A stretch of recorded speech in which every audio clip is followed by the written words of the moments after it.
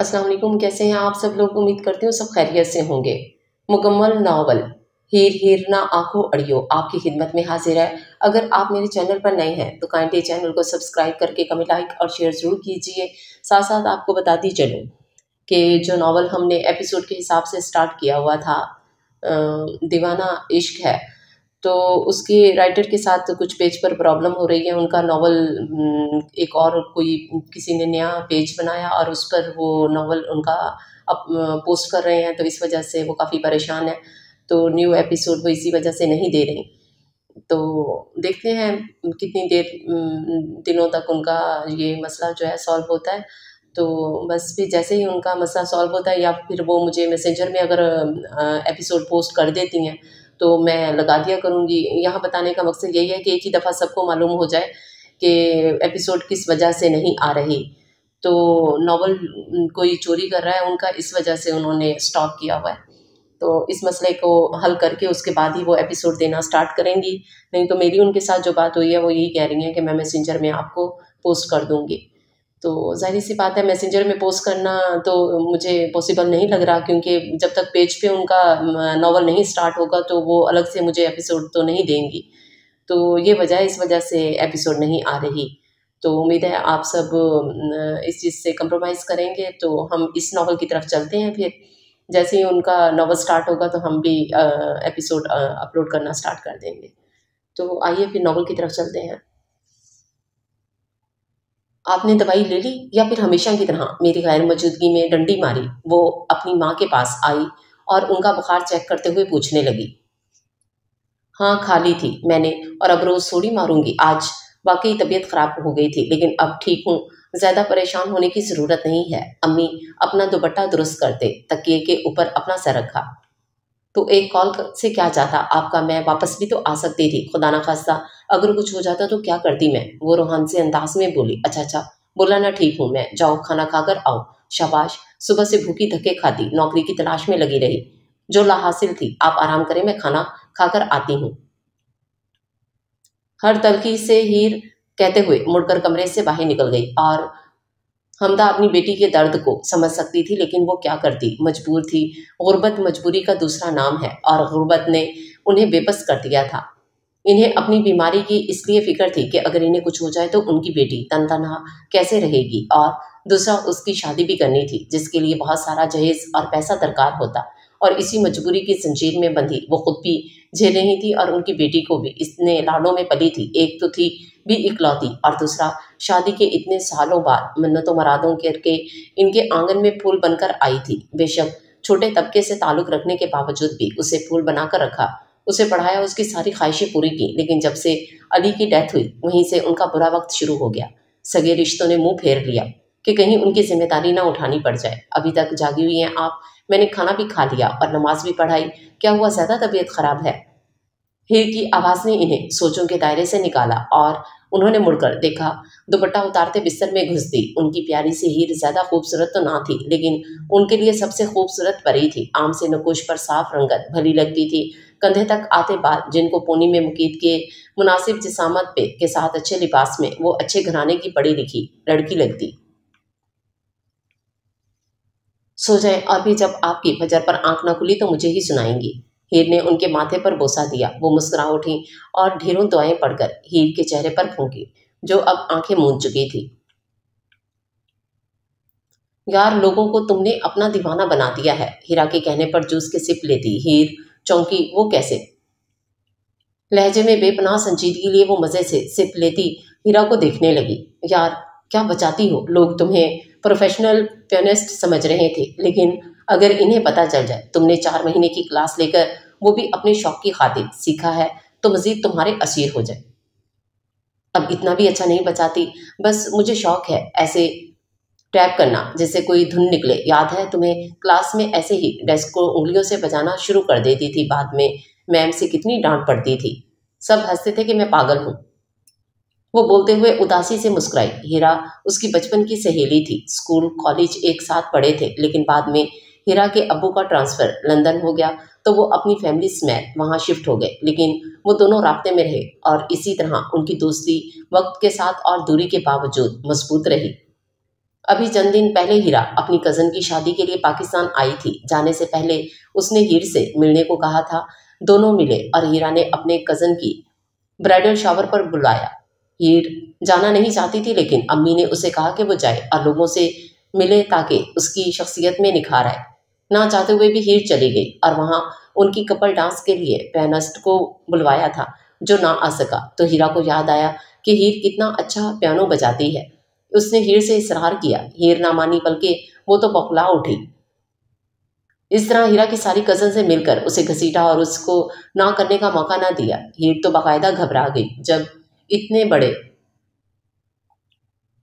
Piano के करीब आई। हाँ, ये ज़रूर था उसका ख्वाब था, बड़ा सा स्टेज हो, बड़ी सी ऑडियंस हो, जिसमें हर किस्म के लोग हों और वो अपनी धुन से लोगों को अपने शहर में जकड़ ले।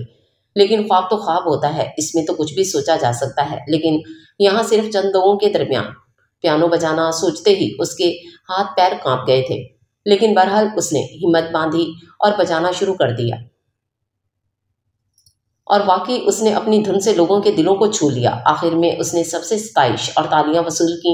उसके लिए सब कुछ नया था, बेयकीनी थी, लेकिन आखिर में उसे खुशी हुई थी। घर आकर उसने अम्मी को सारी बात बताई और अम्मी उसकी इतने दिन की उदासी की बात, उसका खिला हुआ चेहरा देखकर खुश हो गई। यार, अपनी कज़न से बात की क्या? देखो, अम्मी की तबीयत दिन ब दिन बिगड़ती जा रही है। मुझे वो बताती नहीं है, लेकिन मैं जानती हूँ ना। प्लीज़ यार, हर जगह अप्लाई किया है, लेकिन कंपनी वालों ने गोया कसम खा ली है कि नौकरी नहीं देनी। हम मिडिल क्लास वालों को। उसके लहजे में तलखी थी और हीरा उसका दर्द समझ सकती थी। अच्छा, परेशान ना हो, इंशाअल्लाह अल्लाह सब बेहतर करेगा। अचानक हीरा का फ़ोन बजा। उसने देखा और मुस्कुराकर फ़ोन उठाया। जी जी भाई, अस्सलाम वालेकुम, कैसे हैं आप? हीर ने उसे फ़ोन पर मसरूफ़ पाया तो इधर उधर देखने लगी। अच्छा, जैनी ने बताया आपको? उस दिन भी कह रही थी मैं पापा को बताऊंगी, बड़ी तेज़ है। चलो ठीक है, मैं उससे बात करके आपको बताती हूँ। ओके जी भाई, अल्लाह हाफिज़। सॉरी यार, ये अदिल भाई के दोस्त थे। अच्छा, वो अब बिल देने के लिए पैसे निकाल रही थी जब हीरा ने रोका। खबरदार, जो जेब से एक पैसा भी निकाला, तुम अभी पैसे का रोना रो रही थी, ऊपर से खुद बिल अदा करने चली हो। हीरा तेजी से बोली तो हीर मुस्कुरा पड़ी। तू मेरी मेहमान हो, पाकिस्तान आई हो, ऊपर से तुम्हारे ही पैसे लेकर जूस पीऊं तो ज्यादती नहीं होगी? चुप करो ज्यादती की बच्ची। जब तुम लंदन आओगी वहां तुम सारे खाने का बिल दे देना। खाने का क्या, बल्कि ढेर सारी शॉपिंग करवाऊंगी तुमसे, लेकिन अभी नहीं, अभी तो खुशखबरी सुनो। हीरा ने पहले उससे वॉलेट छीनकर डिपट कर कहा, फिर बैग उसे वापस करके आखिर में मुस्कुराते हुए बोली, कौन सी खुशखबरी? वो पार्टी में याद नहीं है, जैनब अब्बास, छोटी सी भूरे बालों वाली बच्ची। हाँ, वो प्यारी सी, जो मुझे आपी आपी करके पीछे ही पड़ गई, बहुत प्यारी है। हीर को वो भूरे बाल और हेजल आंखों वाली जैनब बहुत क्यूट लगी थी। वो तुम्हारे स्किल्स की दीवानी हो गई और अपने पापा को बता दिया कि उसने भी पियानो सीखना है। और जी भाई ठहरे अपनी बेटी की हर बात मानने वाले, इसलिए तुम्हें अपॉइंट किया है नौकरी के लिए। तनख्वाह 50,000। हीर ये बात सुनकर उछल पड़ी। नौकरी 50,000?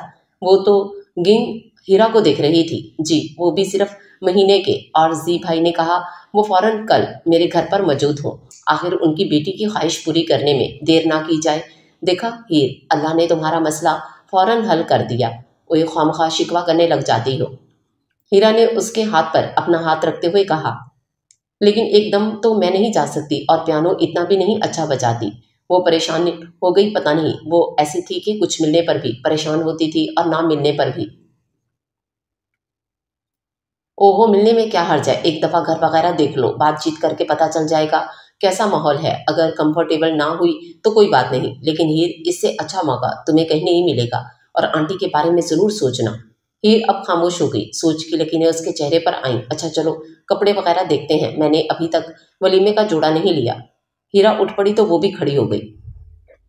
टैक्सी एक बड़े से विला पे जा रुकी। वो किराया देकर उतरी। आज इस्लामाबाद में गर्मी की कोई इंतहा नहीं थी। गर्मी की शिद्दत से उसका चेहरा पसीने से भर गया और तिमतिमाहट से ज्यादा चेहरे पर दुपट्टे को थपक कर पसीना साफ करने लगी और गेट की तरफ बढ़ी, जहां गार्ड बैठा उसे मशकूक नजरों से देखने लगा, जिससे वो मजीद घबरा गई, लेकिन हिम्मत करते हुए बोली, अस्सलाम वालेकुम, मैं हीर अली, मुझे गाजी साहब ने बुलवाया था इंटरव्यू के लिए।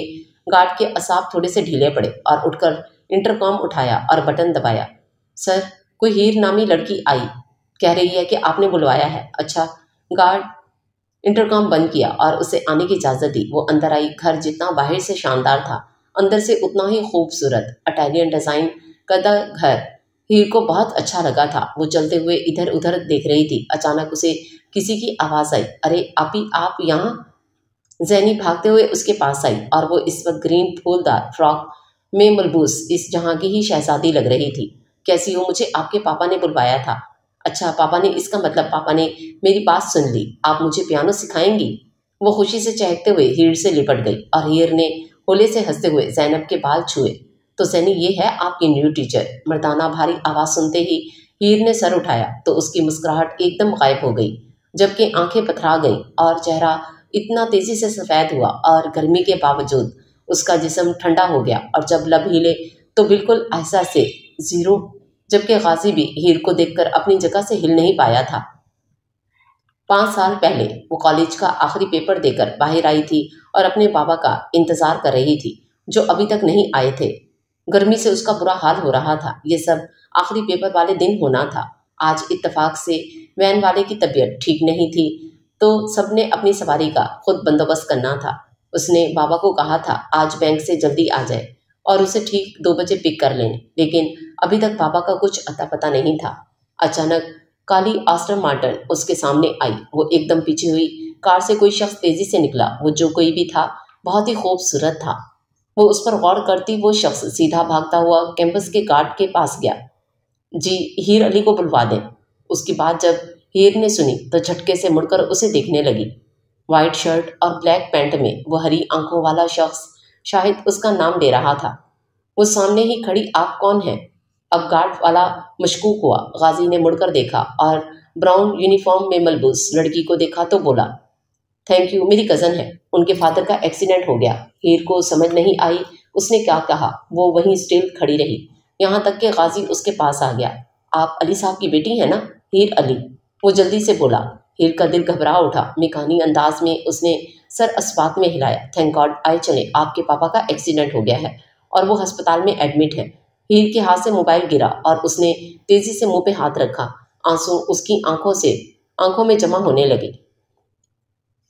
कैसे? वो बमुश्किल ही भराई आवाज में बोल पाई। आप कार में चलें, मैं आपको बताता हूँ। वो तेजी से बोलते हुए कार की तरफ बढ़ा। वो भी तेजी से अपना मोबाइल उठाती कार की तरफ बढ़ी।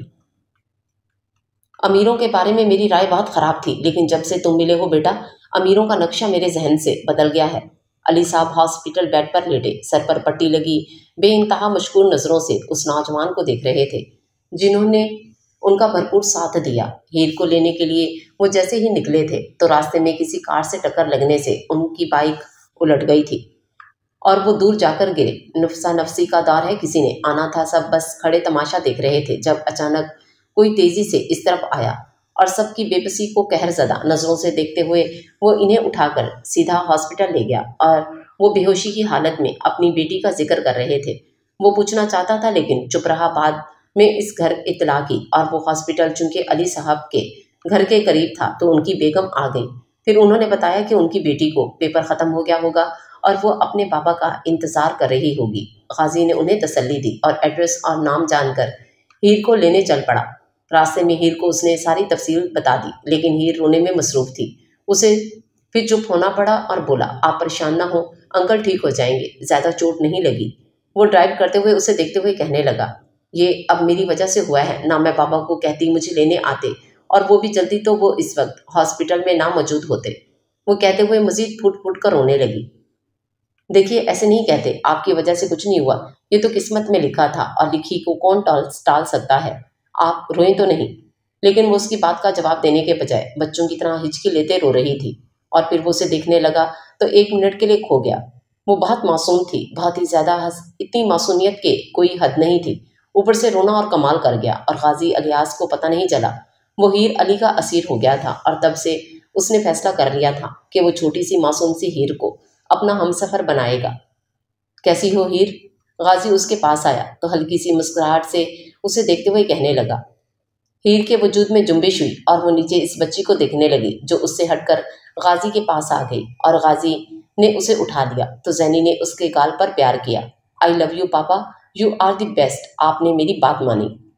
अब हीर को लगा किसी ने भारी वजनी चीज उसके वजूद पर फेंकी हो। 1 मिनट के लिए उसे लगा वो अभी चकरा कर गिर जाएगी। वो 5 साल इंतजार में बैठी रही, एक दिन उसका मिर्जा लेने आएगा और वो भी घोड़े लाके, लेकिन इंतजार ला हासिल ही रहा। सब कहते थे, लेकिन वो आंधी बनी उसके इंतजार में रही कि वो आएगा और ले जाएगा। आंखें सुर्ख होने लगी, दिल की सिसकी लबों पर आने को बेताब थी, जिसे हीर ने सख्ती से दबाया। अंदर चले हीर, आपका रूम दिखाते हैं जिसमें आप मेरी बेटी को पियानो सिखाएंगी। क्यों ज़ैनी? गाजी की आवाज़ उसके कानों में आई तो उसने होश संभाल कर सर उठाया तो गाजी ने ज़ैनी को पकड़े हुए उसे ही देख रहा था। 1 मिनट के लिए दिल किया कि वो यहाँ से भाग जाए, फिर अचानक अपनी बूढ़ी माँ का अक्स नजर आने लगा, जिसको खबर देते उनका मासूम चेहरा खिलखिला उठा और आंखों में रोशनियों के दिए जलने लगे थे। वो इन दियों को कैसे बुझता हुआ देख सकती थी, इसलिए दिल को सख्ती से लिपट कर वो उसके साथ चल पड़ी। बड़े से सेटिंग एरिया में वो आई तो वो अब ज़ैनी को उतार चुका था। पहले पियानो देखेंगी या कुछ बातें हो जाए? वो उसकी तरफ देखते हुए बोला, जो उसको देख नहीं रही थी। मेरे ख्याल है मिस्टर गाजी, मैं जिस काम के लिए आई हूँ मुझे वही दिखाया जाए तो ज़्यादा बेहतर है। लहजे में ज़बाने भर की कड़वाहट लाकर वो गाजी से मुखातिब हुई और गाजी 1 मिनट के लिए चुप होकर उसे देखने लगा, जो काली सादा शलवार कमीज में बादामी चादर अपने गिर्द लपेटे वैसे ही मासूम और प्यारी लग रही थी जो उसे 5 साल पहले लगी थी। आइए। वो चलते चलते स्विमिंग पूल से गुजरकर सामने शीशे के दरवाजे की तरफ बढ़े, जहां बहुत बड़ा काला शीशे की तरह चमकता हुआ पियानो पड़ा हुआ था। उस छोटे से लेकिन कदरे खूबसूरत कमरे में पियानो के साथ एक छोटा सा पीच रंग का सोफा समेत एक खूबसूरत वुडन टेबल जिस पर छोटे छोटे डेकोरेशन पीसेस पड़े हुए थे और बाहर की ही लग रहे थे। हीर की नजर अचानक फिर पेंटिंग पर पड़ी जो साफ पीच कलर की दीवारों पर लगी हुई थी और उसको देखकर हीर हिल ही ना सकी। वो बाबा को सूप पिला रही थी जब अचानक बेल की आवाज पे उसने मुड़कर देखा। अम्मी अभी तक नमाज पढ़ रही हैं, इसलिए उसने खुद उठना पड़ा। जाओ बेटा देखाओ, बाबा ने उसको कहा जो उठने वाली थी। जी बाबा, जा रही हूँ। वो सूप साइड टेबल पर रखकर अपना दुपट्टा दुरुस्त करके गेट के पास आई, लेकिन खोलने से पहले बोली, जी कौन? अली सर घर पर हैं, मैं गाजी मिस हीर। गाजी की आवाज़ सुनकर उसका दिल तेजी से धड़क उठा और लब आपो आप मुस्कुरा उठे। इस दुनिया में आज तक इतना खूबसूरत और इतना अच्छा इंसान कोई नहीं देखा था उसने। बाबा के हॉस्पिटल के बिल सारे उसने अदा किए, उनसे मिलने आया करता था और खाली हाथ तो बिल्कुल नहीं आता था। उसके इतने एहसान पर हीर और उसकी फैमिली शर्मिंदा भी हो गई थी, लेकिन उसने इन्हें होने भी नहीं दिया। वो कहता था उसके बाबा नहीं है, तो हीर के अब्बू को देखकर उसे अपने बाबा याद आ गए, तो वो अपने बाबा समझकर ये सब कर रहा है। और जब से बाबा हॉस्पिटल से डिस्चार्ज होकर घर आए थे तब वो रोज़ के बजाय जुम्मा को आता, और आज हीर को याद आया जुम्मा ही है, वो भूल कैसे गई। उसने दरवाज़ा खोला जहाँ सफ़ेद शलवार कमीज में, आंखों पर ग्लासेस पहने, हाथ में ढेर शापर पकड़े वो हैंडसम गाजी था। अस्सलाम वालेकुम। हीर की महबूब को अपनी दिलकश आवाज़ से तोड़ते हुए वो होले से मुस्कुराया। वालेकुम अस्सलाम। वो इतनी धीमी आवाज़ में सर झुकाकर बोली कि गाजी बमुश्किल ही सुन पाया। क्या मैं अंदर आ सकता हूँ? जी जी। वो न जाने घबरा क्यों रही थी। गाजी ने अपनी मुस्कुराहट दबाई। आप साइड पर होंगी तो मैं अंदर आऊँगा। बात इंतहाई सादे अल्फाज और सादे लहजे में की गई, लेकिन पता नहीं क्यों हीर के चेहरे से धुआं निकलने लगा। जी सॉरी। वो अंदर आ चुका था। उसके क्लोन की खुशबू चारों तरफ महकने लगी। अंकल उठे हुए हैं ना? वो उसके पीछे आ रही थी जब वो हल्का सा मुड़कर बोला, जी जी बाबा उठे हुए हैं। वो आस्तीगी से बोली और नजरें झुकाई हुई थीं। उसमें इतनी हिम्मत नहीं थी इन हरी आंखों को अपने ऊपर मरकूज होते देखे। तबीयत कैसी है उनकी? वो गुफ्तगू को तब्दील करना चाह रहा था। हीर आगे से जवाब देती कि मिसेस अली कौन है। हीर कहते हुए आई और फिर खुद ही बोली, गाजी होगा, और गाजी को देखते ही मुस्कुरा पड़ी। गाजी सलाम करते झुक गया कि वो आराम से उसकी पीठ थपक कर उसका कंधा चूमे। वो माँ सदके माँ वारी हो गई और उस नेक और खूबसूरत जवान लड़के को वो बहुत ही जल्द उनके दिलों में घुस चुका था, और सबको खुद ही नहीं पता चला था कि वो 1 हफ्ते पहले बिल्कुल अजनबी ही थी। इंसान अगर अपने रवैये में नरमी और मिठास रखे तो कोई भी आपका असीर हो सकता है, चाहे वो सख्त दिल का ही क्यों ना हो। उसका दिल एक ना एक दिन नरम रवैये से पिघल जाता है, और यही चीज़ गाजी ने की थी। बहुत अच्छा किया इस वक्त आ गए, मैं कब से इंतज़ार में थी कि गाजी आएगा। आज जुम्मा है ना? आओ, अली आपका इंतज़ार कर रहे हैं। हीर को इशारा किया कि किचन में जाए और कोल्ड ड्रिंक का इंतजाम करे। वो अंदर आया तो अली साहब जो मोबाइल फ़ोन में मसरूफ़ थे, गाजी को देखकर उनके चेहरे पर गहरी मुस्कुराहट आई। गाजी आगे बढ़ने लगा, फिर एहसास हुआ अभी तक शापर उसने पकड़े हुए थे। ओ सॉरी आंटी, ये ले लें। उसने मुड़कर आंटी को दी। बेटा बस भी कर दो, इतना तकल्लुफ़। गाजी ने मुंह बनाया। बेटा भी कहती हैं और तकल्लुफ़ की बात, नॉट फेयर आंटी। चले पकड़िए। उसने गोया बात ही ख़त्म कर दी। हीर अंदर आई और उसने जूस से भरा ग्लास पेश किया। गाजी ने अब उसे नहीं देखा था। वो इतना लिहाज करता था कि वो उसके माँ बाप के सामने ना देखे। उसने थैंक यू कहकर अंकल की तरफ मुतवज्जो हुआ और जो फ़ोन बंद करके अब मुस्कुराकर उसे देख रहे थे। आज बहुत देर कर दी आपने बेटा। बस अंकल, माजरत, जुम्मे की नमाज के बाद ऑफिस में मुझे एक काम था। वो काम निपटाकर फिर सीधा बाजार गया और कुछ दुकानें पता है जुम्मे को बंद होती हैं, इसलिए मॉल जाना पड़ा। मॉल में टाइम लग गया और अब आपके सामने हूँ। माशाल्लाह माशाल्लाह, आपको खुश रखे अल्लाह। हमदा बातें तो होती रहेंगी, ज़रा बेटे के लिए कुछ खाने का इंतज़ाम करें। बेटा मैंने अभी दवाई खाई तो मुझे हल्की सी ख़ुनूदगी महसूस हो रही है, अगर आप। वो कहते हुए हिचकिचाए। अरे अंकल रिलैक्स, मैं चलता हूँ, बस आपसे मिलने आया हूँ, आप आराम करें। अरे बेटा खाना तो खा कर जाओ, मैंने तो अभी तुम्हारे लिए कोरमा और पुलाव बनाया है, पता था आओगे। अरे आंटी, इसकी क्या ज़रूरत थी। लो जी, खुद कहते हो बेटा हूँ, कैसे तकल्लुफ़, अब खुद तकल्लुफ़ कर रहे हो। चलो शाबाश। हीर प्लेटें लगाएं। हीर उसे ही देख रही थी। अम्मी के बेसाख्ता कहने पर अपनी नज़रें बदलीं। जी अम्मी। वो उठकर चली गई, जबकि वो भी उठते हुए आंटी की तकलीद में कमरे से निकला।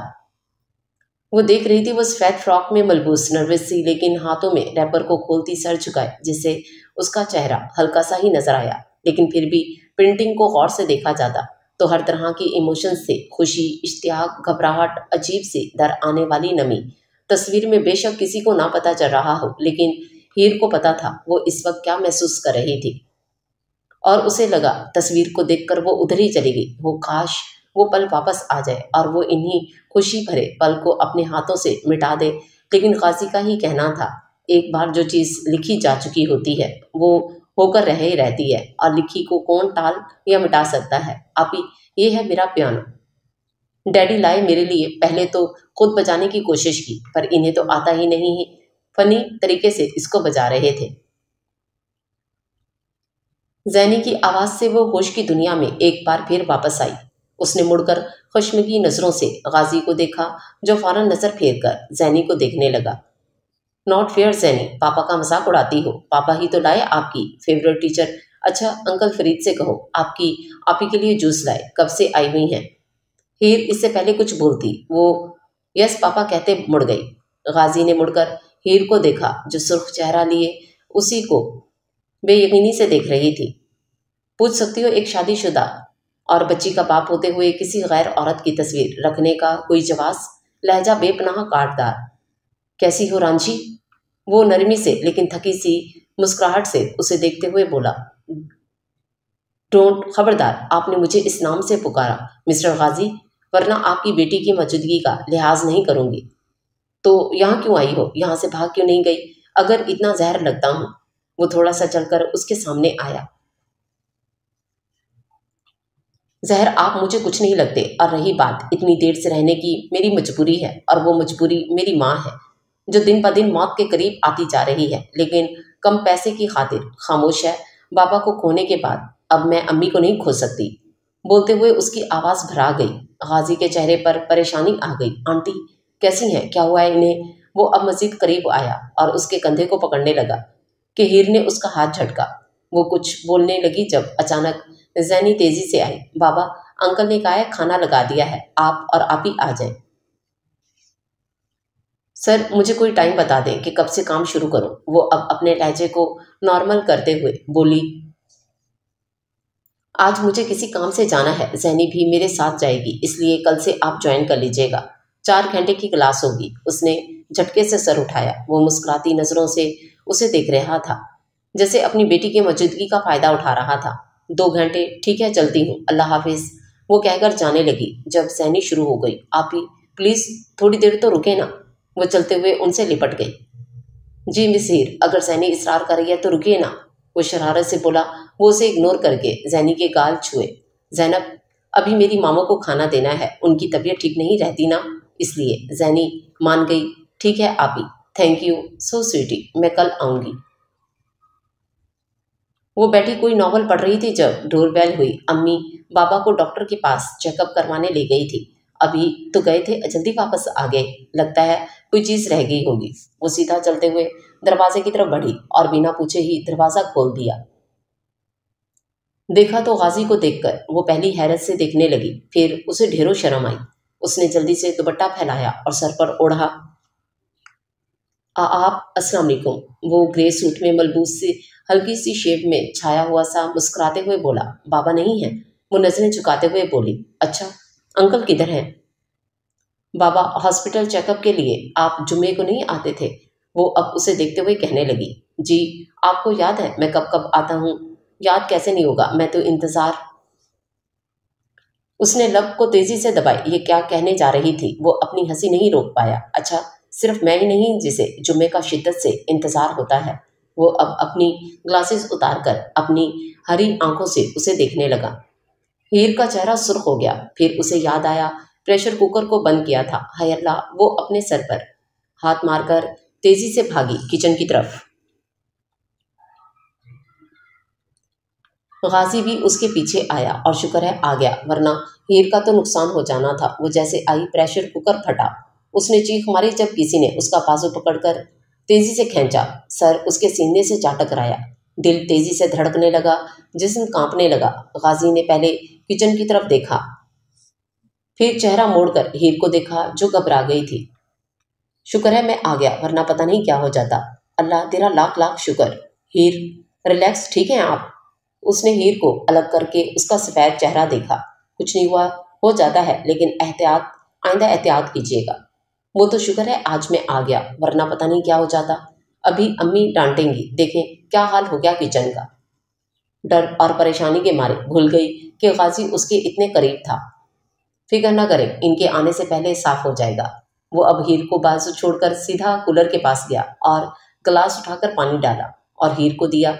ये लें पिए और बिल्कुल रिलैक्स। हीर के हाथ अभी तक कांप रहे थे।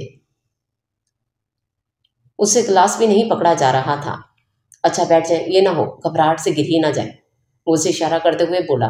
हीर बैठ गई और घूंट लेने की लगी और गाजी उसे देख रहा था, जो वाइट कमीज और पिंक प्रिंटेड शलवार के साथ सादा सा वाइट दुपट्टा जो अब उसके सर से फिसल गया था, जिसे उसके लाइट ब्राउन बाल जिसकी लटें उसके चेहरे पर आ गईं। गाजी इन लट को अपनी उंगली पर लपेटना चाहता था। अपने दिल की ख्वाहिश पर वो झुंझलाया। इसे क्या हो गया? वो कब इतना बेअख्तियार हुआ? नज़र फेर ली, क्योंकि वो ये हक कम से कम अभी नहीं रखता था। किचन से जलने की स्मेल अब यहाँ तक फैल चुकी थी कि गाजी को अपने नाक पर हाथ रखना पड़ा। अब तो अम्मी मार देंगी, ये क्या कर दिया मैंने? अब उसे नई परेशानी सवार हुई। अरे, आप इतना परेशान क्यों होती हैं? हर चीज़ को सर पर सवार नहीं करना चाहिए। आपको नहीं पता, जब अम्मी के जूते पड़े ना, तब आपको पता चले। वो उसे देखते हुए कहने लगी। अच्छा, जूते मुझे तो हैंगर तक पड़े हैं, और खुदा की कसम जूती फिर ठीक थी, लेकिन हैंगर अल्लाह माफ़ करे किसी दुश्मन को भी ना पड़े। हीर पहले उसे देखती रही और फिर उसकी हंसी छूट गई। गाजी को लगा जैसे कोई म्यूजिक बज उठा था जो दिमाग को पुरसकून कर दे। अल्लाह, आप अमीरों को मार भी पड़ती थी? जी, ऐसी वैसी, और सजाएं आप लोग तो फिर लगी हैं। खैर, किचन की बात करें, क्या आपके पास कोई हार्पिक और या कोई अल्कोहल्स वगैरह है? वो अब अपना कोट उतारते हुए कहने लगा। हीर चौंकी। क्यों, आप क्या करेंगे इसका? मैं उसका सालन बनाऊंगा, ऑफकोर्स किचन साफ करूंगा। वो अब टाई उतार कर अपने कफलिंग्स खोल रहा था और स्लीव्स मरोड़ने लगा। हीर की नज़र उसके रोलेक्स पर पड़ी जो अब उतार रहा था। वो घड़ी और गाड़ी के साथ इतने महंगे कपड़े देखकर बता सकती थी वो कितना पैसे वाला है, लेकिन इतनी सादगी उसे कोई परवाह नहीं थी। वो क्या है, और वो अब उसके साथ किचन साफ करेगा। क्या हुआ मिस रांझी? वैसे हीर, क्या आपकी मदर ने इनकी स्टोरी से इंस्पायर्ड होकर रखा? वो सोच से निकली जो अब खड़ा उसका मुंतजिर था। नहीं, ऐसी बात नहीं, मेरा नाम मेरी नानी ने रखा, उनको पसंद था। अच्छा, नानी की पसंद थी, गुड। अब ज़रा दें, वरना आपकी अम्मी आ जाएंगी, फिर जूते वो मेरे सामने अच्छा तो नहीं लगेगा। वो शरारत से बोला। हीर ने उसे घूरा। ऐसी भी बात नहीं है। तो कैसी बात है? वो पुरशौक नज़रों से देख रहा था तो हीर सिटपटा गई। मैं केमिकल लाती हूँ। वो तेजी से वहां से भागी। गाजी हंसने लगा। कैसे रहा? ठीक था ना माहौल? मुझे तो धड़का लगा रहा था, पता नहीं कैसे लोग होंगे, लेकिन तुम्हारे चेहरे से लग रहा है सब ठीक था। घर आई तो अम्मी सो रही थी। वो वॉशरूम में जाकर शॉवर लेते खूब रोई, इतना कि कोई हद नहीं। जिसका इंतजार किया वो खुद इंतजार ना कर सका। अगर नहीं कर सकता था तो लटकाया क्यों? आखिर क्यों? क्यों कह गया वो आएगा? वो क्यों नहीं आया? और जब किस्मत ने उसकी शक्ल दिखा दी थी तो किसी का शौहर किसी के बाप के रूप में। हीर शिद्दत पसंद थी। उसका कहना था जिसे वो वैसा ही उसका हमसफर होना चाहिए। तो जिससे मोहब्बत की थी तो वो ऐसा क्यों नहीं है जैसी वो थी। गाजी ऐसा 5 साल पहले था पर अब नहीं। जैनी ने बताया था जब वो पैदा हुई थी तो उसकी मामा की डेथ हो गई। हीर को दुख तो बहुत हुआ लेकिन वो इस बात का इजहार नहीं कर पाई थी क्योंकि गाजी सर पर खड़ा था। वो वॉशरूम से बाहर निकली, कपड़े तब्दील किए और सर दर्द की गोली खाकर सो गई। थोड़ी ही देर वो नींद की आगोश में चली गई थी जब उसे किसी का शफकत भरा हाथ अपने चेहरे पर महसूस हुआ। अम्मी उसके चेहरे पर कुछ पढ़कर फूंक रही थी। कैसा रहा मेरी जान? हीर ने सर अस्पात में हिलाया और मुंदी मुंदी आंखों को मसलते हुए उठी। टाइम क्या हुआ? 7 बज गए हैं, लेटी रहो। आज मुनज़्ज़ा खाना बनाकर चली गई। ये लो, सुबह से पता नहीं कुछ खाया होगा कि नहीं। 7 बज गए, मुझे उठा लिया होता अम्मी। हीर ने अपने बालों को जूड़े की शक्ल में लपेटा और इन्हें देखा। जब वो ट्रे सामने रखकर पूछने लगी, वो फिर तसल्ली देकर सब बताने लगी। चलो, मेरी बच्ची के शौक का तो कुछ फ़ायदा हुआ। अल्लाह तुम्हें कामयाब करे मेरी बच्ची। अच्छा, परसों तैयार हो जाना, कुछ लोग आ रहे हैं। कौन लोग? वो निवाला लेते हुए चौंकी। लड़का बैंक। अम्मी प्लीज़, वो तेजी से बोली और पकड़ा हुआ लुकमा वापस पटक कर रखा। मैं आपको पहले भी बता चुकी हूँ, मैं आपको अकेले छोड़कर कहीं नहीं जाऊंगी। सब जानते हैं हीर तुम कोई अनोखी नहीं हो और सब की माएँ अकेली रह लेती हैं। अम्मी नागवारी से बोली। लेकिन सबकी माओं को ट्यूमर नहीं है अम्मी। मेरी जुबान में क्यों नहीं छाले पड़ जाते जो अभी ये लफ्ज़ कहा? क्यों मुझे मजबूर करती हैं कि मैं तकलीफ दे लफ्ज़ अपने लबों पर लाऊं? क्यों मुझे बोलने पे मजबूर करती हैं अम्मी? मैं कमज़ोर नहीं होना चाहती, इसलिए प्लीज़ कोई भी रिश्ता आए फ़ौरन इनकार कर दें, वरना अगर आप अपनी ज़िद में डटी रही मैं अपनी किसी रोड पर जान दे दूंगी। वो रोते हुए शुरू हो गई और अंदर का दर्द बाहर आया। अम्मी को फर्स्ट स्टेज कैंसर था, उनको भी पता था, लेकिन उन्होंने हीर को नहीं बताया। डॉक्टर्स का कहना था मुसलसल दवाइयों से वो ठीक हो जाएंगी, लेकिन फिर भी कैंसर ज़्यादा अल्फाज सुनकर अच्छे से अच्छा बंदा कांप जाता है और उसकी क्या हालत होती है जिस पर यह सब गुजरती है। हीर, अम्मी ने उसे अपने साथ लगाया। वो फूट फूट कर रो रही थी। बस मेरी बच्ची, मैं ठीक हूँ, मुझे कुछ नहीं होगा। अभी देखना, तुम्हारी शादी करवाऊंगी, फिर तुम्हारे साथ हज करने जाऊंगी, फिर तुम्हारे बच्चे अपनी गोद में खिलाऊंगी। तुम फिक्र मत करो। वो अपना सारे दर्द भुलाए हीर को चुप करवाने में मसरूफ थी और हीर का रो रो कर बुरा हाल हो रहा था। जिंदगी ने पहले इतने जख्म दिए थे, मजीद जख्म वो बर्दाश्त नहीं कर सकती थी। वक्त के साथ साथ गाजी और हीर के दिल में मोहब्बत की शिद्दत बढ़ती जा रही थी, लेकिन उन्होंने एक दूसरे से इजहार बिल्कुल नहीं किया था। वो जानते थे मुनासिब वक्त में वो एक दूसरे के हो जाएंगे। वजह गाजी की हीर के घर के साथ क्लोजनेस और दूसरा गाजी अपने माँ बाप का इकलौता बेटा था और मिसेस अलवी को भी बेटे की ख्वाहिश पता थी और हीर की तस्वीर भी उन्होंने देखी थी और गाजी को ओके कर दिया था। लेकिन गाजी ने फिलहाल रिश्ते से रोका क्योंकि हीर अभी छोटी थी, अभी अभी उसका यूनिवर्सिटी में दाखिला हुआ था। गाजी उसको डिस्टर्ब नहीं करना चाहता। जब वो उसकी हुई तो दुनिया की कोई ताकत उसका होने से नहीं रोक सकती थी। इस तरह वक्त साल में बदल गया। जब हीर बैठी अपनी आखिरी पेपर की तैयारी कर रही थी, अपने साथ पड़े मोबाइल की आवाज़ पे चौंकी। उसने सर उठाया। हाय, इस वक्त कौन मनहूस है? वो खुद से बुड़बड़ाई। हेलो।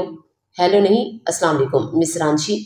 गाजी की खूबसूरत भारी आवाज़ पर हीर का हाथ से फ़ोन गिरते गिरते बचा। आप? वो हकलाकर बोली। जी जी मैं। वो भी उसी के अंदाज में बोला। आपको मेरा नंबर आंटी ने दिया, तभी आपसे बात कर रहा हूँ। वो पूछने लगी जब गाजी ने जल्दी से जवाब दिया कि उसका मुंह हैरत से खुला। अम्मी ने क्यों? अम्मी भला ऐसे कैसे कर सकती हैं? अच्छा, आप इस बातों को छोड़ें। इस वक्त आप लॉन की तरफ आए जहाँ पे पलंग पड़ा हुआ है। हाय अल्लाह, आप वहाँ हैं क्या? अरे चीखे नहीं, मेरे मासूम पर्दे फट जाएंगे कान के। गाजी प्लीज चले जाएं, अगर आप वहाँ हैं तो। गाजी के चेहरे पर भरपूर मुस्कुराहट आ गई। नहीं आया मिस रांची, बस वहाँ आ जाएं। हीर फोन पकड़कर बाहर आई और दबे कदमों से लॉन की पिछली साइड की तरफ गई, क्योंकि फ्रंट में अम्मी अबू का कमरा था। वो वहां पहुंची, उसे पता नहीं क्यों लग रहा था जैसे गाजी झूठ बोल रहा है।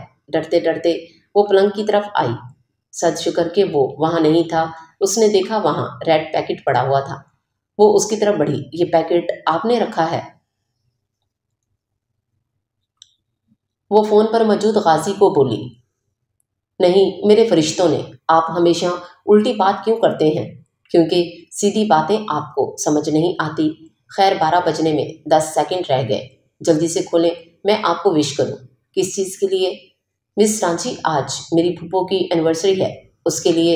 वो हंसते हुए बोला। उफ। उसने फ़ोन बंद कर दिया और पलंग पर बैठकर गिफ्ट की तरफ बढ़ी। यहाँ पर साइड लाइट ऑन थी, जिससे उसका चेहरा वाज़ेह नजर आ रहा था।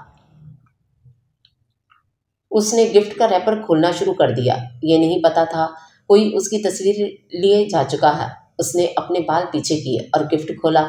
उसने देखा एक रेड वेलवेट का डब्बा पड़ा हुआ था।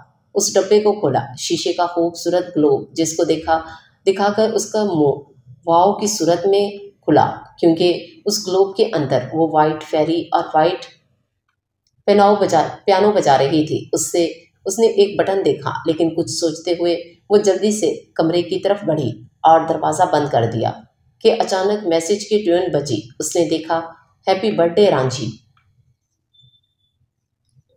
एक स्माइल इमोजी के साथ। गाजी ने उसे विश किया।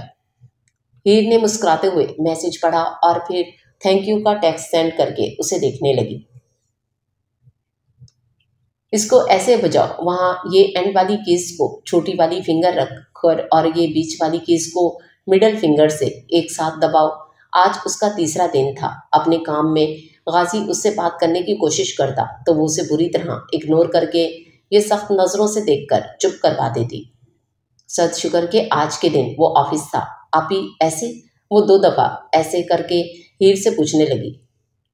हाँ, लेकिन टोन की मेंटेन करने के लिए अपने सीधे हाथ से डी मेजर स्केल को दबाना है। ऐसे। हीर ने उसकी उंगली थामकर उसको दबवाया। उसकी आवाज़ कमरे में गूंजी। वाओ, कितनी मज़े की टोन बनी। अब तो माशाल्लाह इतनी इंटेलिजेंट हो, बहुत जल्द सीख जाओगी। हीर ने जैनब के बाल सहलाए। आपी, वैसे आप बजाए ना कोई मज़े की साउंड। जैनब का लेसन ख़त्म होने वाला था, तब आखिर में वो हीर से बोली। मैं? जी आप। गाजी घर पे मौजूद नहीं था, इसलिए वो मान गई और उस गाने की टून बजाने लगी जो उसका ऑल टाइम फेवरेट था। हीर हीर ना आंखों अड़ियो। उस धुन में वो माजी में चली गई जहां से उसका पहला इम्तिहान शुरू हुआ था। वो यूनी से वापस आई तो देखा बाबा ऐसे अखबार पढ़ने में मसरूफ थे और अम्मी साथ बैठी सब्जी काट रही थीं। अस्सलाम वालेकुम। वालेकुम सलाम। आज तुम बहुत जल्दी आ गई। जी, बस क्लास 1 थी।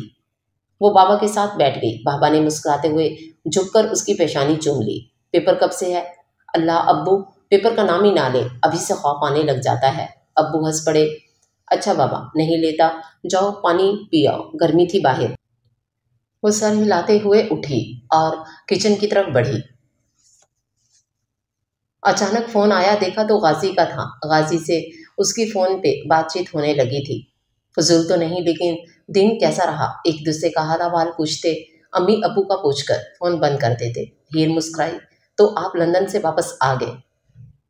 वो शरबत का गिलास लेकर कमरे की तरफ बढ़ी, तब उसने कॉल करते हुए कहा, बंदा पहले इस्लाम कर लेता है।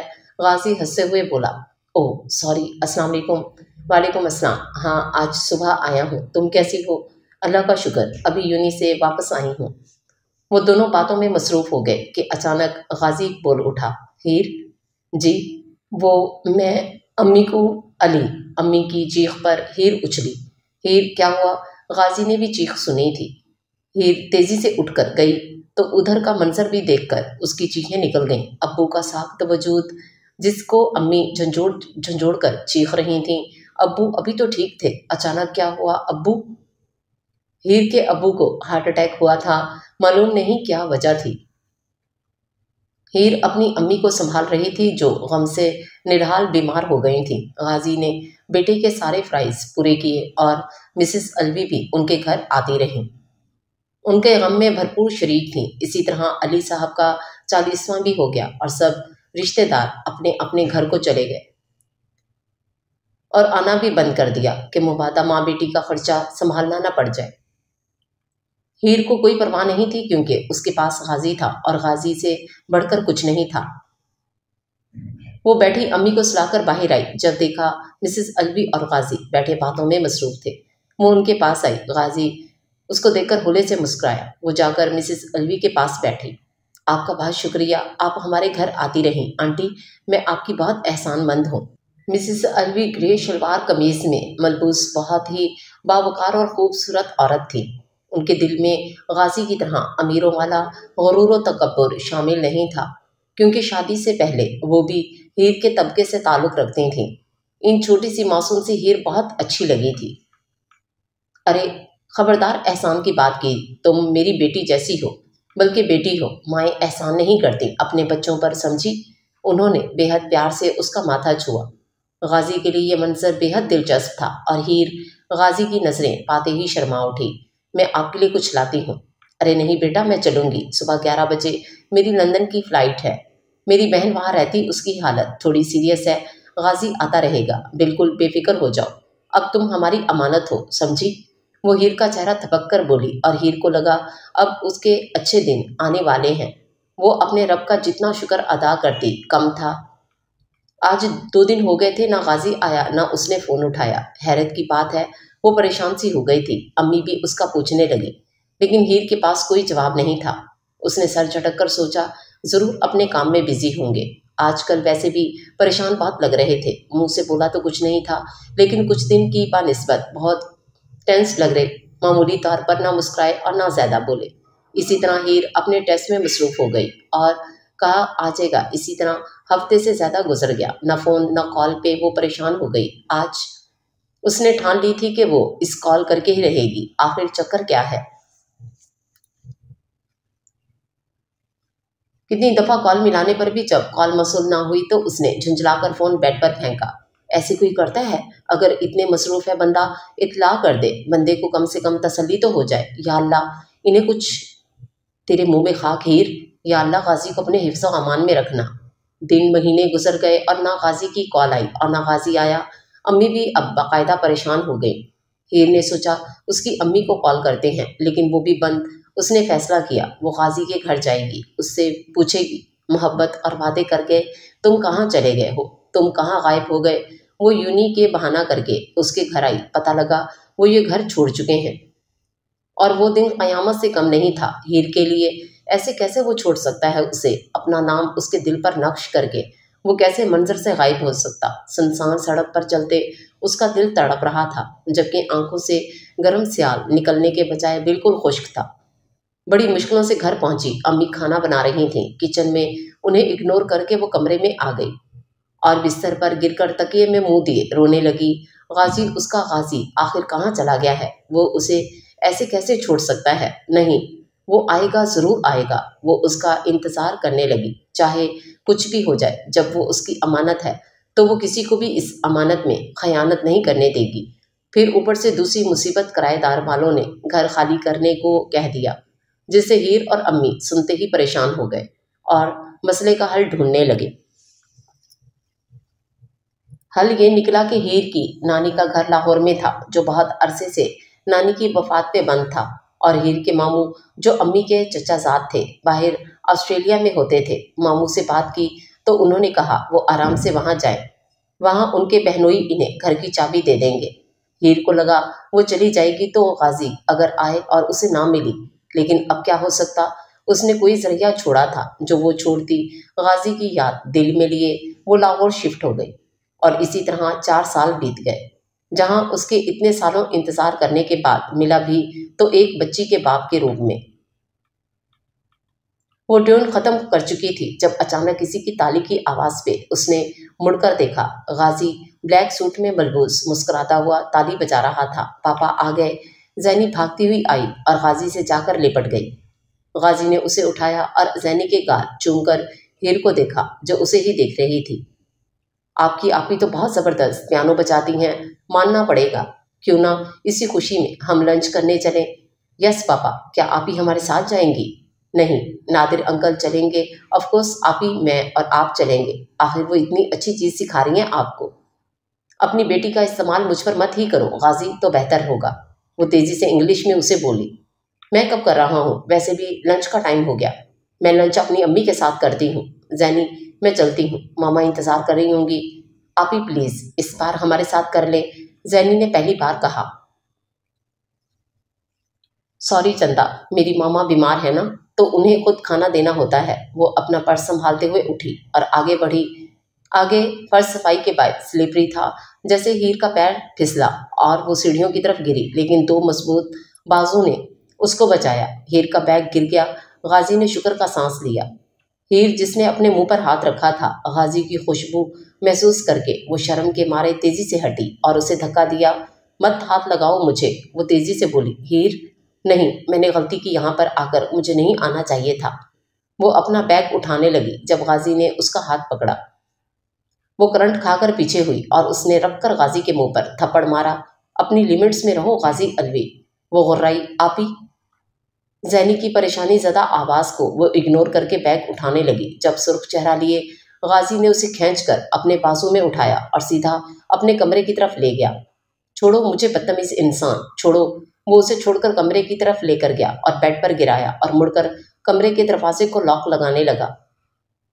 वो उठते हुए उसके पीछे आई और उस पर मुक्कों की बारिश करने लगी। घटिया जलील आदमी, मुझे जाने दो। तुम्हें शर्म नहीं आई? अपनी बेटी के सामने मुझे उठाकर ले गए। वो उसे मार रही थी और रो भी रही थी। गाजी ने उसके हाथ पकड़ लिए। और जो तुमने मेरी बेटी के सामने मुझे थप्पड़ मारा, वो क्या गिरी हुई हरकत नहीं थी? वो भी इतने ही गुस्से से उसकी आंखों में देखते हुए बोला। जो तुमने मेरे साथ किया तुम वही डिजर्व करते हो। वो नफरत से हाथ झटक कर पीछे होते हुए फूंकारी। ऐसा क्या किया मैंने हीर? क्या आप डिटेल से बताना पसंद फरमाएंगी? बोलो हीर। तुम्हारा इंतजार करती रही, तुम मंजर से एकदम गायब हो गए। फोन बंद, घर बंद, अपने सारे राब्ते बंद कर चुके थे। ये तक नहीं सोचा किसी लड़की को मोहब्बत के वादे करके एकदम गायब होना कहाँ का इंसाफ, बोलो गाजी। उसके बाद खुद शादी करके अपनी जिंदगी हंसी खुशी गुजारने लगे। ये नहीं जाना कोई तुम्हारे लिए, सिर्फ तुम्हारे लिए हर एक शख्स को रिजेक्ट करने लगी, क्योंकि वो गाजी की अमानत खुद को तसव्वुर करने लगी थी। लेकिन पागल थी गाजी, तो कभी मेरा था ही नहीं। वो तो किसी का छुआ हुआ इंसान हो चुका है, मेरी तरह अनछुआ नहीं रहा। वो किसी और का लिबास हो चुका है। इसलिए गाजी, अब मैं बातों का कोई फायदा नहीं। प्लीज मुझे जाने दो। अपनी बेटी के सामने अपना इमेज मत खराब करो। वो भराई आवाज में कहते कहते एकदम सख्ती से बोली, जबकि गाजी का गुस्सा बिल्कुल ठंडा हो चुका था और वो अपनी मुस्कुराहट दबाए हीर को देख रहा था। अचानक वो खिलखिलाकर हंस पड़ा। तौबा, कितनी फिल्में देखती हो, इतने डायलॉग्स रांझी। वो गुस्से से कुछ बोलने लगी। जब हाथ उठाए वो फिर से हंसने लगा। छुआ अनछुआ लिबास, उफ हीर, अपने नाम की हो तुम। हंसना बंद करें और जाने दें। अच्छा सुनो ना, मैं शादीशुदा हूं, ना ही बच्ची का बाप। जैनी मेरी बहन सालिया की बेटी है। बहुत अच्छे, मुझे हासिल करने के चक्कर, फजूल स्टोरी अपना लेकर अपनी कोई बहन नहीं थी। वो तो मस्कुर हंसी। हीर कोई स्टोरी नहीं है, ये सच है। जैनी वाकई मेरी बहन की बेटी है। हाँ ये है, हमने तुम्हें उसके बारे में नहीं बताया था क्योंकि उसने काम ही ऐसा किया था कि अम्मी नहीं चाहती थी लोगों की जुबानें जिनसे वो भागकर आई थी शुरू हो जाएं। हम सब लंदन में रहते थे। सालिया मेरे से 2 साल बड़ी थी, बहुत ही जिद्दी और डैड की लाडली। डैड उसकी हर ख्वाहिश पूरी कर दे। मजाल है जो डांटा हो उसे मुझे बड़ी जेलसी होती कि बेटा होने के बावजूद मेरी कोई अहमियत नहीं। बहरहाल इसी तरह हम बड़े हो गए और सालिया को कोई पसंद आ गया और वो लड़का क्रिश्चियन था। डैड हर बात मान सकते थे लेकिन सालिया की ये बात नहीं। एक तो हम सैयद फैमिली से बिलोंग करते थे, हम सैयद फैमिली से बाहर करने का नहीं सोच सकते। कजा के मजहब से बाहर डैड और सालिया की बहस होने लगी। एक दिन डैडी ने उसे थप्पड़ मारा और सालिया उसी रात जैक के साथ भाग गई। डैड से सदमा बर्दाश्त नहीं हुआ और वो इस दुनिया से चले गए। अम्मी डिप्रेशन में चली गई। हमारी कम्युनिटी के लोग बातें करने लगे, इसलिए मेरे फैसले पर मैं और अम्मी यहाँ आ गए और मैं यहाँ अपनी तालीम मुकम्मल करने के बाद बिजनेस करने लगा। इतनी मेहनत के बाद अल्लाह के करम से तरक्की और कामयाबी 5 साल के अंदर हुई और उसके बाद तुम मुझे मिली। खैर पॉइंट पे आते हैं। याद है अम्मी लंदन गई थी, वहाँ उन्हें अस्पताल में पता चला कि सालिया ने बच्ची को जन्म दिया और अम्मी से रहा नहीं गया और उसके पास चली गई। बाद में अम्मी को पता चला सालिया के साथ डोमेस्टिक वायलेंस होता रहा और जैक उसे ड्रग्स देता था जिससे उसकी हालत मज़ीद गैर हो गई। बाद में अम्मी ने मुझे खबर दी और मैं सब कुछ भूलकर वहाँ गया, लेकिन सालिया की डेथ हो गई। खैर जो भी था, जैसे भी थी, मेरी बहन थी। ऊपर से अचानक अम्मी की भी बर्दाश्त जवाब दे गई और सैनी को मेरे पास छोड़ गई और मैं सदमे से इतना निढाल हो गया, इतना स्ट्रेस में चला गया, कुछ याद नहीं रहा। उसके बाद जैनी की खातिर मुझे लंदन में केस लड़ना पड़ा क्योंकि जैक अपनी बच्ची मांग रहा था और मैं उसको हरगिज जैनी नहीं देना चाहता था।